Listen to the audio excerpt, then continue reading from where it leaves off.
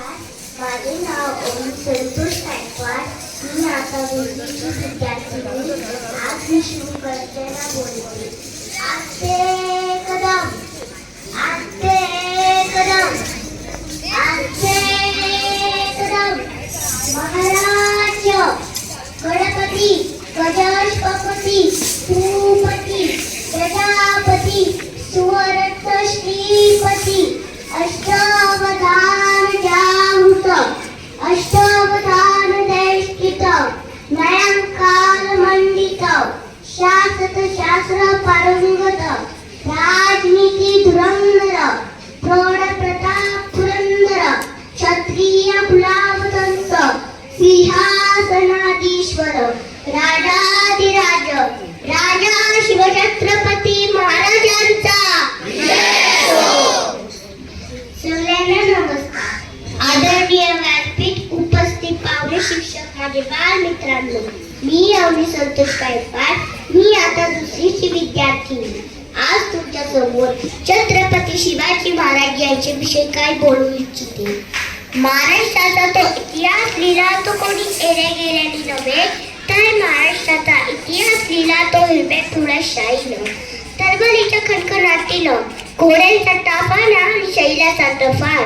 आणि तो इतिहास घडविला तो छत्रपती शिवाजी महाराजांनी. तेथे छत्रपती शिवरायाला, तेथेच्या राजाला, त्याच्या भक्तीला जोडणारे शौर्याला तोडणे. स्वातंत्र्य सादर म्हणजे आबाळाचा सन्मान. तो त्या सूर्याची शान मराठी मानेचा धगधगता अभिमान. काळी झाली सह्याद्री त्याला शंभूचा अभिमान. बंदुकीच्या जोरावर आणि हंटकच्या धाकावर, अहो बंदुकीच्या जोरावर आणि हंटकच्या धाकावर तिथेच माणसांना वाघाप्रमाणे शिकवणारी माणसं बघितली. परंतु बंदुकीच्या जोराशिवाय आणि हंटकच्या धाकाशिवाय तिथेच माणसाला वाघाप्रमाणे जगायला शिकवणारा मी एकच वाघ बघितला, आणि ते म्हणजे छत्रपती शिवाजी महाराज. आज आपण ज्या महाराष्ट्रामध्ये राहत आहोत तो महाराष्ट्र म्हणजे काय. तो महाराष्ट्र म्हणजे शिवरायांचा विचारांचा, जिजाऊच्या संस्कारांचा आणि शंभूचा पराक्रमाचा साक्षीदार म्हणजे हा महाराष्ट्र. कष्टकरी शेतकऱ्यांचा, दिलदरितांचा आणि 105,000च्या बलिदानांचा आणि त्या दिल्लीचे जखरा आणि खांब जुगडा मावळ्यांचा महाराष्ट्र. आज आपण 19 फेब्रुवारी 1630 रोजी एका रत्नाचा जन्म झाला, आणि ते म्हणजे छत्रपती शिवाजी महाराज. छत्रपती शिवाजी महाराजांनी त्यांच्या आयुष्यामध्ये वस्तू वापरल्या आणि माणसं जपली, परंतु आपण मात्र माणसं वापरतो आणि वस्तू जपतो. त्यांच्या दूरदृष्टिकोनाने भारताच्या इतिहासावर सुवर्ण अक्षरांनी इतिहास रचला. त्यांची ऐकलेली प्रत्येक गोष्ट आपल्या मनात ठासून भरली आहे, आणि असा काही प्रसंग तुम्हाला सांगावासा वाटतो. एकदा छत्रपती शिवाजी महाराज कर्णकटाच्या मोहिमेवरनं महाराष्ट्रात परत येत होते. तेव्हा तिथे एक बेलगाडी नावाचं गाव होतं. तिथे एक छोटासा किल्ला होता. मलमा देसाई नावाची ठाणेदार तिथे राहत होती. दादाजींना वाटले जाता जाता हा गड घेऊन जावा, म्हणून दादाजीने थोडा टिक सह्य गोळा केलं आणि ते मल्लमावर चाल करून गेले. परंतु मल्लमा ही जितीची काठीची, हिने त्यांच्यावर प्रहार केला आणि तिथेच मावळ्याचा पराभव झाला. दादाजींना वाटले एका बाईच्या हातातून पराभव होणे शक्य नाही. त्यामुळे दादाजीने आतून सैन्य गोळा केलं आणि ते मल्लमावर तुटून पडले. पण आता मात्र मल्लमाचा पराभव झाला. जेव्हा मल्लमाला कैद करत छत्रपती शिवाजी महाराजांच्या पुढे उभे करायचं, जेव्हा मल्लमाला कैद करत असताना मल्लमा आत गेली आणि ती आपल्या ताऱ्या बाळाला घेऊन दरबारात आली.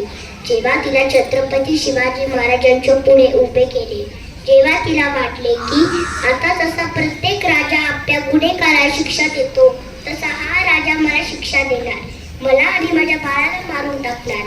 जेव्हा ती छत्रपती शिवाजी महाराजांच्या पुढे गेली आणि मस्त झाली आणि म्हणाली, राजा मी तुमची गुन्हेगार आहे. राजा जी काय शिक्षा द्यायची असेल ती मला द्या, पण यामध्ये माझ्या छोट्या बाळाचा काही दोष नाही. हे ऐकून छत्रपती शिवाजी महाराजांनी स्मितहास केलं. त्यांनी चिटणीसांना इशारा केला. चिटणीस आत गेला. तो दुधाची वाटी घेऊन दरबारात आला. छत्रपती शिवाजी महाराजांनी मनोबा देसाईच्या बाळाला उचलला आणि मांडीवर ठेवलं आणि त्या दुधाच्या वाटेतून चमच्याने त्याला दूध पाजलं।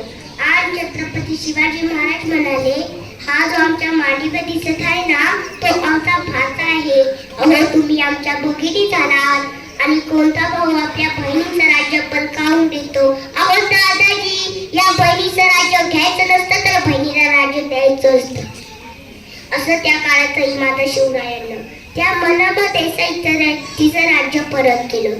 त्याहूनही तिला बांगली चोली देऊन तिला तिच्या घरी सुखरूप केलं।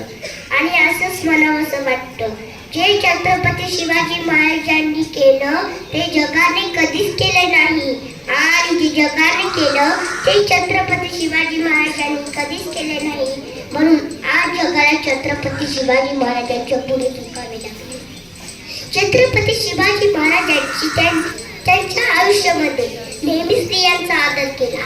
म्हणून आज जी स्त्री कोणी मला ऐकत आहे तिला मला एवढंच सांगावंसं वाटतं, अगं तलवारीपेक्षा कृष्ण तुझ्या या नजरेची धार आहे, अगं तलवारीपेक्षा कृष्ण तुझ्या या नजरेची धार आहे। महाराष्ट्राची वाघीण तू भवानीचा वार आहे, अगं भगव्याची रक्षणी तू स्वराज्याची तू लेख आहे, अगं भगव्याची रक्षणी तू स्वराज्याची तू लेख आहे। दुबळी नको समजू स्वतःला, तुझी जाऊची लेखा तुझी जाऊची लेखा।